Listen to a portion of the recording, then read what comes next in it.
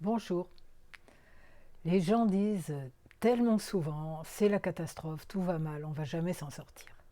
Et moi, je fais une vidéo qui s'appelle Plein de raisons d'espérer. Parce qu'il y en a vraiment plein. La première, c'est qu'on n'a pas besoin d'avoir tous la conscience qu'il faille bouger plein de choses pour que ça marche. L'histoire du centième singe commence à être connue, mais je la raconte quand même. Alors, c'est une histoire vraie, une observation qui a été faite il y a au moins 40 ou 50 ans, si ce n'est plus, sur des singes dans une petite île du Pacifique, petite île. Et c'est des zoologistes qui observaient simplement ces singes. Et il y en a un qui a vu une guenon laver une patate douce dans la mer et trouvait que c'était meilleur. Elle lave sa patate douce, elle la mange, elle est contente, elle appelle ses copines et elle leur dit « Venez, c'est super, j'ai trouvé une occasion, une recette de patate douce géniale, on la lave. » Et elles se sont appris le truc mutuellement de plus en plus.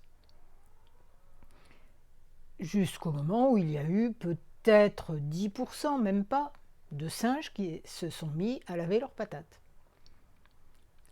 Et à un moment donné, clac, du jour au lendemain, il y a eu la grande majorité des singes qui s'y sont mis. Et plus surprenant encore, enfin pas vraiment, d'autres dans des îles éloignées, enfin dans des îles dans cet archipel, se sont mis à laver aussi leurs patates. Sans que personne ait été leur dire, aucun singe n'a été leur dire à la nage ou en bateau. C'est bon, donc par télépathie une fois de plus. Ce qui veut dire que quoi? Dès qu'il y a quelque chose qui fait vraiment, qui rend les gens plus heureux, singe ou gens, c'est pareil, quelque part, qui les rend plus heureux. Ça va se transmettre et au-delà d'un certain seuil, waouh, tout le monde ou presque va s'y mettre. Et là, le petit monde des singes de cette île, des îles où l'humanité va changer. Autres exemples. Exemple cette fois-ci sur l'humanité. Regardez depuis 2012, qui était vraiment la fin d'un monde, enfin le début de la fin d'un monde et pas la fin du monde, donc le début d'une prise de conscience, toutes les connaissances qui se sont développées grâce à Internet, entre autres. On le voit vraiment. Si on regarde sur Facebook, qui n'est pas du tout le Facebook, enfin qui n'est pas que, d'accord, dont certains parlent, qui peut être un outil d'information fantastique, on voit les groupes de développement personnel, de spiritualité, grandir, mais à une vitesse fulgurante. Des gens disent « Ouais, sur Internet, il n'y a que des choses moches. » Ok, il faut regarder au bon endroit. Mon blog, par exemple, qui s'appelle J'aime le FT, vous avez toutes les informations en bas. Mais beaucoup d'autres qui parlent de spiritualité ou des idées s'échangent ou des techniques aussi magiques que le FT se propagent comme une traînée de poudre.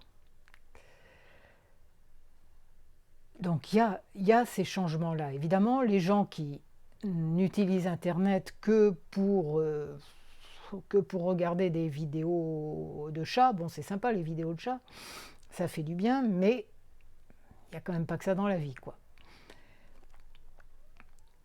Donc Internet est un outil phénoménal de propagation des bonnes idées, des mauvaises aussi, mais on n'est pas obligé d'aller les regarder, des bonnes idées, celles qui permettent de construire. Parmi les groupes Facebook, on voit, je vous parle du mien qui s'appelle EFT-CNV et autres bonnes idées et autres solutions individuelles et collectives, où on voit plein de gens à l'œuvre dans plein de niveaux, pour l'écologie, pour la permaculture, des gens qui créent.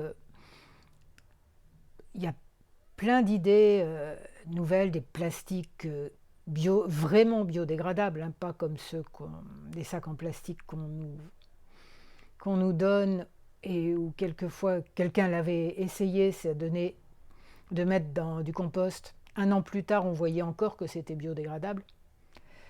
Mais il y a des gens qui fabriquent du plastique à partir de cactus, à partir de riz, à partir de différentes choses, et là c'est vraiment biodégradable. Il y a aussi des gens qui nettoient des océans, qui ont inventé un râteau géant pour nettoyer les océans. Vous voyez, il y a toutes ces super idées qui font vraiment bouger le monde aussi, que vous trouvez dans ce groupe-là et dans plein d'autres groupes Facebook et ailleurs. Donc toutes ces idées se répandent et peuvent vraiment changer le monde. Vous dites, il n'y en a pas assez peut-être. Il y a quelques personnes qui sont un peu conscientes et puis d'autres qui sont conditionnées à fond et qui s'en fichent, qui sont désespérés, qui s'en fichent, etc. Oui, peut-être. Mais il y a l'idée du seuil, comme dans l'histoire du centième singe, d'accord ? À partir d'un certain seuil, il se passe un truc au niveau énergétique où tout bouge, parce qu'on est tous reliés, on est tous comme des champs magnétiques, et ça la physique quantique le démontre à sa façon aussi, mais on peut le voir dans notre expérience, quoi. Quand quelqu'un arrive dans une pièce qui fait... Il a même pas ouvert la bouche, on sent déjà qu'il est d'une humeur de chien, et pas seulement au niveau de ses expressions. C'est une espèce de nuage noir qui rentre dans la pièce. Quand quelqu'un est rayonnant, rayonnant quoi. Rayonnant, ça veut dire son champ magnétique émet du positif. Vous voyez, on a ces connaissances déjà. Et donc, plus on modifie notre champ magnétique à nous, plus ça modifie celui des autres. Comme l'histoire des singes. Par interaction successive de proche en proche, et puis plus en plus loin.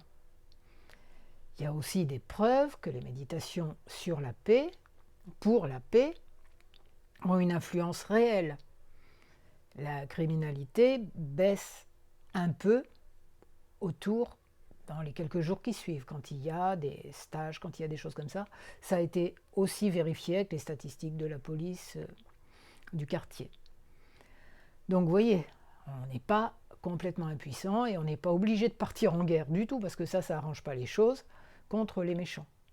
Juste, sois le changement que tu veux voir dans le monde. Quoi d'autre encore? Des outils. Donc les outils comme aussi géniaux que le l'EFT, que la CNV, que tout ça se répandent de plus en plus, et plein d'autres. Je parle de ceux que je connais le mieux, évidemment. Les constellations familiales, enfin on voit que tout bouge à une vitesse phénoménale. Mais, donc on va dire, il n'y a pas encore assez de gens. Il n'y a pas encore assez de gens, donc il y a une phrase qui dit quelque chose comme allume plutôt une petite lumière que de pester contre l'obscurité, d'une part. Donc transmettez toutes les infos qui peuvent faire avancer le monde. Et d'autre part, on n'a pas besoin d'être si nombreux que ça, parce que dans l'organisme, quand il y a une maladie, il y a des globules blancs qui vont se mettre plein. À mon avis, les thérapeutes et les gens qui répandent la conscience, ou les bonnes idées, comme celui qui nettoie les océans, ou ceux qui font de la permaculture, tous ceux qui répandent ces bonnes idées, ils jouent un petit peu comme des globules blancs qui contribuent à guérir la planète, le monde, l'humanité, voilà. Et si dans un organisme il n'y avait que des globules blancs, ça ne marcherait pas. Il y a les gens qui ont construit les ordinateurs grâce auxquels on peut transmettre tout ça. Il y a les gens qui les commercialisent. Il n'y a pas que du bien, il n'y a pas que du mal dans tout ça, mais il y a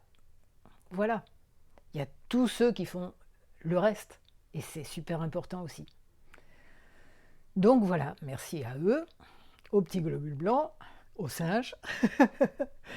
Et donc vous trouverez des articles qui complètent cette vidéo, et aussi le groupe EFT-CNV et autres solutions individuelles et collectives en bas de cette vidéo, ou en allant directement sur Facebook, cherchant ce nom-là. Voilà, je vous souhaite d'être des petits singes qui lavent leurs patates pour le plus grand bien du monde, des petits globules blancs.